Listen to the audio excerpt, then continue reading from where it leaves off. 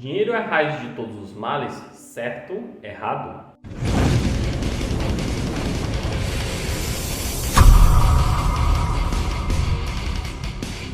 Primeiro que a Bíblia nunca falou isso. Se você já escutou essa afirmação, foi de alguém que nunca leu a Bíblia de verdade e simplesmente ele repetiu de outra pessoa. E aconteceu um ciclo de repetições passando de pessoa para pessoa e essa afirmação se expandiu, sendo que a Bíblia nunca falou isso verdadeiramente. Então, essa afirmação você nunca vai achar na Bíblia, até porque não tem. Então, para você que é cristão e ainda não entende esse versículo bíblico, agora você vai saber exatamente o que a Bíblia fala nessa passagem específica. E você que não é cristão e que nunca leu a Bíblia e ouviu falar de outra pessoa, vai saber também exatamente o que a Bíblia está falando. Agora, vamos para a Bíblia e ver exatamente o que ela diz. Vou abrir ela com você e a gente vai ver exatamente o que ela diz. Porque o amor do dinheiro é a raiz de todos os males. Viu a diferença? A Bíblia não está dizendo que o dinheiro é a raiz de todos os males, e sim o amor ao dinheiro que é a raiz de todos os males. O contexto do versículo está dizendo para as pessoas que amam o dinheiro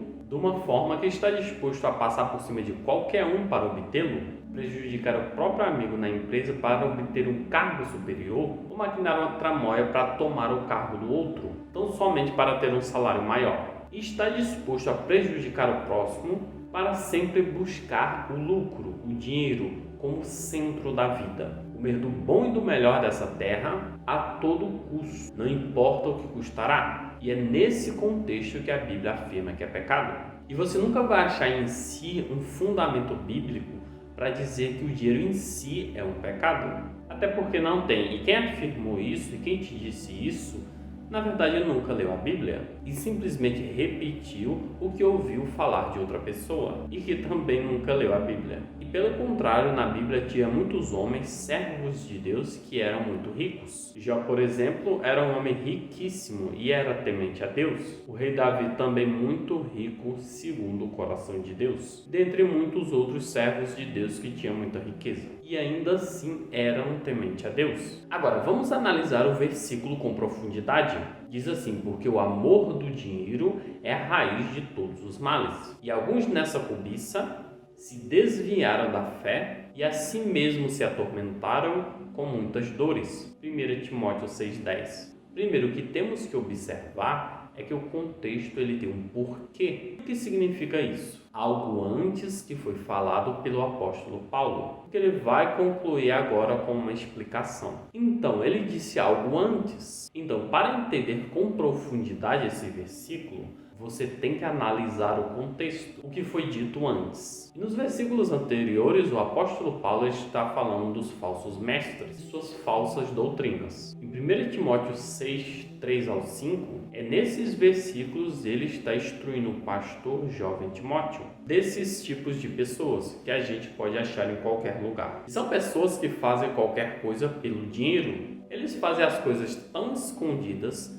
tão maquiadas, que às vezes eles por muitos são confundidos como os verdadeiros cristãos. E é isso que Paulo está alertando ao jovem Timóteo, a analisar esses falsos mestres e as suas falsas doutrinas, e que não são as verdadeiras doutrinas, os verdadeiros ensinamentos que vêm da parte de Deus. E é esse que é o contexto do versículo que foi falado anteriormente. E ainda seguindo no versículo 5, de 1 Timóteo capítulo 6, diz: altercações sem fim, ou seja, discussões e brigas sem fim, por homens cuja mente é pervertida e privada da verdade, supondo que a piedade é a fonte de lucro. Então, observe aqui, um pouco antes do versículo base que lemos no começo, que é o tema desse vídeo, que é o que Paulo está falando, que as pessoas usam da piedade, poderíamos falar da fé, ou seja, a busca das pessoas por Deus como fonte de lucro, ou seja, essas pessoas cuja mente é pervertida, eles vêm e buscam das pessoas uma oportunidade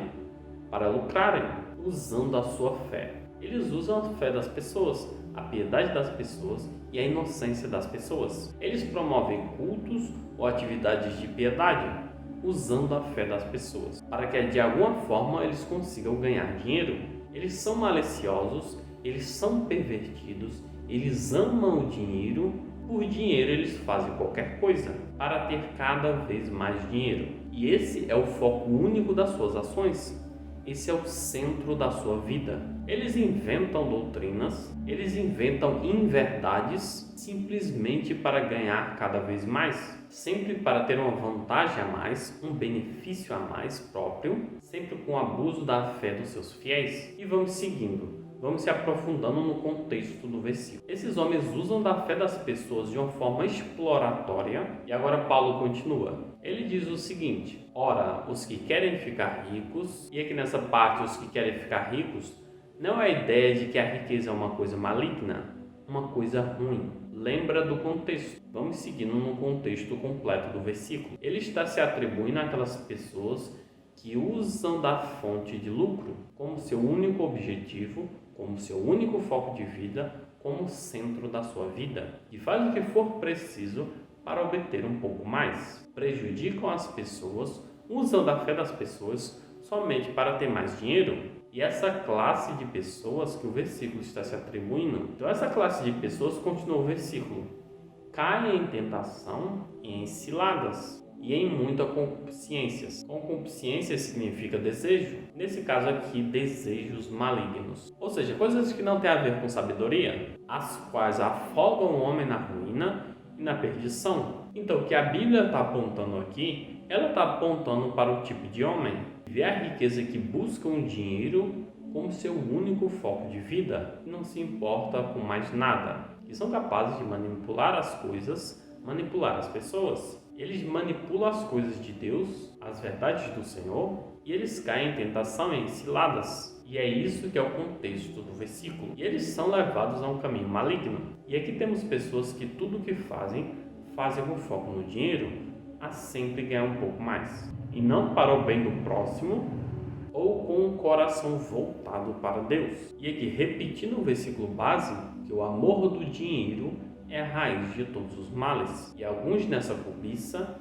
se desviaram da fé e a si mesmos se atormentaram com muitas dores. 1 Timóteo 6,10. E agora só a parte A, porque o amor do dinheiro é a raiz de todos os males. E aqui o contexto do versículo vem falando de pessoas que usam a fé como fonte de lucro. Mas ampliando mais, ele também se aplica das pessoas que, independente de estar na igreja ou não, com o mesmo foco de fonte de lucro, com a busca desenfreada em busca do dinheiro, sem controle algum como centro da vida, com o seu único foco fazendo o que você imagina simplesmente para buscar o dinheiro, estando até disposto a fazer o mal para outras pessoas, como falcatruas, corrupção, malícia, podendo derrubar o amigo de trabalho para uma promoção maior ou um cargo maior, para buscar um salário maior, empresários com lavagem de dinheiro, burlar as leis para não afetar os seus lucros, estando disposto a passar por cima de qualquer um